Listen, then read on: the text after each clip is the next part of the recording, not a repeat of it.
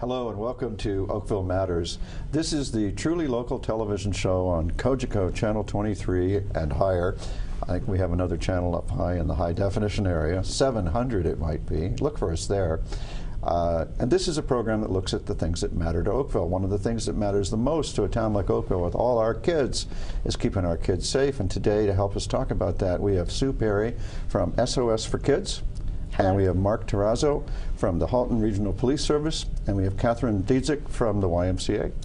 And all of these folks, and many more, are concerned with keeping our kids busy and safe while they're being busy. Sue, how did you and your group start? What made you get into this? We recognized that there was a need for comprehensive and engaging education programs for kids to help prepare them to stay home alone. So there were a number of products out there in the market, and we looked at all of them and we realized that we're not reaching the kids. The kids are sitting there, they're yawning all day, they walk out. So we developed some really interactive and engaging tools, some videos, some digital media, and we bring them together to teach them how to prepare to stay home on their own, how to recognize and how to prevent accidents. So I remember so many years ago, I don't want to say how long it was, but it was a really long time ago when I was a young filmmaker. I met some moms who wanted to make a film about how kids could be home alone safe, and they called it, they were in Toronto and they called it Latchkey Kids, and they had a program like yours. I have no idea what became of them, but it's interesting to me the generational renewal and the constant need for it, which I imagine has gotten greater over the last 40 years. I told you how long ago it was. One of the key components of our program is we actually filmed a 6-minute video where we follow a kid home from school and we go through all the perils and pitfalls of what could happen to a kid who's home on his own. And it's really an engaging way for the kids to see what could happen to them and to make them think about, well, how would I handle this and how would I handle that? And we find that children, if they can see something happening and they can visualize it, they can actually understand it better when they're in that same similar situation. One of the really cool things about using this type of way to deliver our education is that the kids are telling us what they should be doing, not the other way around. And as you know, as a dad of 3 kids, anything that you tell your kids to do, they're not necessarily going to listen to. But if they tell you this is how it should go, then they buy into it. So you turn the kid into the parent. Absolutely. At the Y, you deal with a huge range of kids as well. And I imagine that you've got a lot of concerns like around children's safety. Absolutely. Give us an idea of the spectrum of those concerns. Absolutely. So at the YMCA, as you mentioned, we deal with a lot of different kids, and we deal with thousands of kids that are coming into us within each day. So we have programs that we run. We actually run SOS4Kids out of the YMCA, as well as they run out of other organizations as well. We partner with the Halton Police Services as well as a bunch of other partners. But a lot of what we're noticing is these kids are so well educated through programs such as SOS4Kids and Halton Regional Police and other programs that are out there. Our concern is bringing them in and giving them an inclusive atmosphere, because what we're finding is that they're very well educated, but it's now the emotion side of it. They're doing things based on emotion and based on a sense of belonging, and we want to give them a place where they can belong, so they can use their knowledge. So all 3 of you, don't you find that as parents and as let me call you public servants, small p, small s for a second. The challenge with kids is to teach them to socialize and behave with others, and that seems to be a very uneven process through the years. Like any given age group, any given group of kids, you've got some with higher skills and lower skills, and we're all working to try to up their skills. Mm-hmm. So home alone type of help is an obvious one. What else do you do with SOS4Kids?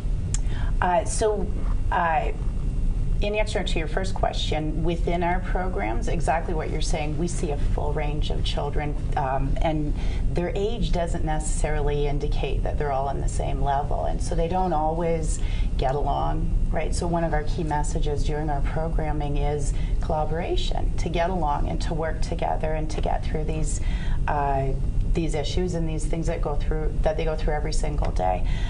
We do offer a new program for younger children, children 7 to 9 years old, called My Safe Life, Personal Safety for Kids. And that program talks to children who are not ready to stay home on their own, obviously, but teaches them how to begin to recognize tricky people. We teach them a lot about online safety, accident prevention, teaching them to be aware and to be alert and to recognize when something isn't quite right. We teach them about following their instincts and trusting their instincts. And then the biggest message of all is if you have any questions or if you have any concerns, you're scared of anything, talk to an adult in charge. So call Mark. Call Mark, yes. In our town, I perceive that we have parents who are having their kids in organized programs like the Y and minor sports and arts and culture and dance and you name it. And they're keeping their kids busy, they're programming them, and I perceive that we have what some people call free-range kids. And home alone programs they sound almost like they might work for the free-range kids. And maybe there's a third group, and I probably live in that group, which is trying to be this and sometimes being that. I think we both live in that group, and I agree with you totally. I think, you know, if you're going to cover your children in bubble wrap, they're going to grow up and they're going to go out into the world and they're going to free fall because they're used to having you there protecting them the whole time. And if you let your children become free range, maybe that's not the best way to go either, because they're going to get into mischief. And I think taking that road down the middle of a little bit of keeping an eye on them and giving them a little bit of freedom is maybe a great way to go. The Home Alone program, and so on the surface, some people think, yeah, put your kid into the class so that they can be a free-range child, and that's not necessarily the case. I think a lot of the parents who send their kids to our classes are trying to prepare and set up their children for success and give them the best start possible. And it's scary. Even, you know, when I'm home in the middle of the night all by myself and I hear a noise, my first impulse is, oh my gosh, is somebody breaking into my house? When we teach these classes, that's our kids' greatest fear. I'll ask them, I'll say, what is the thing that you're most afraid of when you're home alone? And they say that somebody's going to break into my house. Now, as Mark was saying, we live in a pretty safe community, and that realization is pretty small, but it's a real fear for them. Part of our intention in the program, too, is to make them aware that there's other things that they need to know, and there's other things that they should be maybe a little fearful of. And I think one of the biggest turns or the biggest trends in parenting nowadays is keep your kids inside. Keep them inside, lock the door, and they'll be safe. Now, you know what the next problem is. If they're inside and they're indoors and they're there by themselves, what are they doing? They're online. So one of the big components of our programming is online safety. Just because your child's in the house and alone doesn't mean that they are truly alone. And so we teach them about cyber predators in child-friendly language. And that's the thing. We don't want to scare kids. We just want to make them aware. But we teach them how vulnerable they are and how much people can find out about them with very little information. Yeah, it's this indoor-outdoor thing is very interesting to me. We moved into a neighborhood 10 years ago where all the kids had almost finished growing up, and eventually, soon after we moved there, it was it felt like a childless neighborhood. Yeah. And now, 10 years later, the neighborhood is like completely turned over.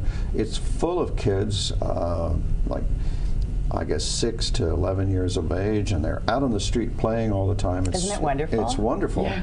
As a future young dad, how does it strike you? You know what? I'm confident. We live in a very safe area.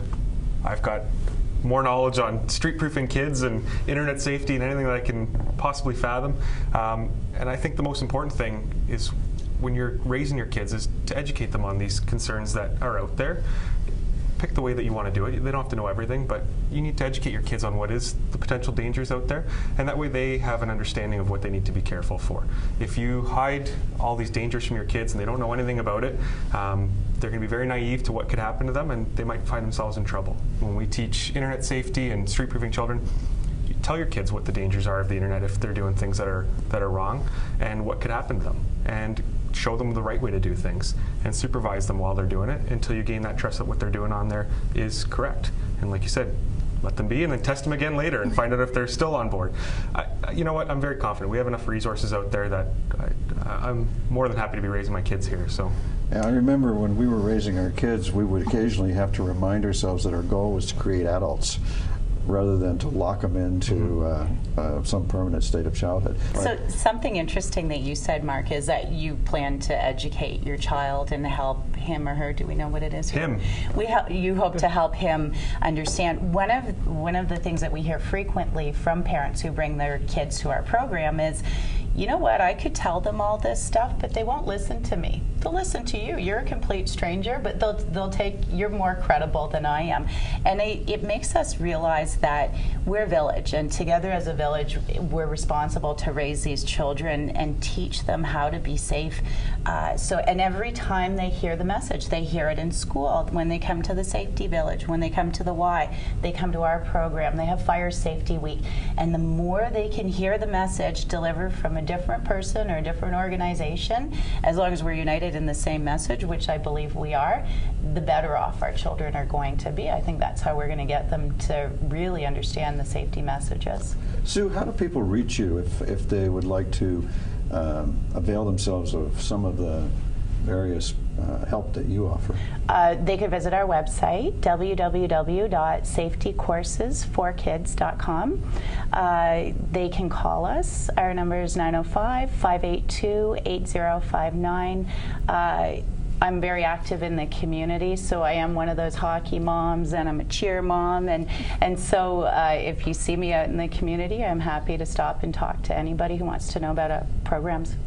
Well, with an internet address like that, you could go international.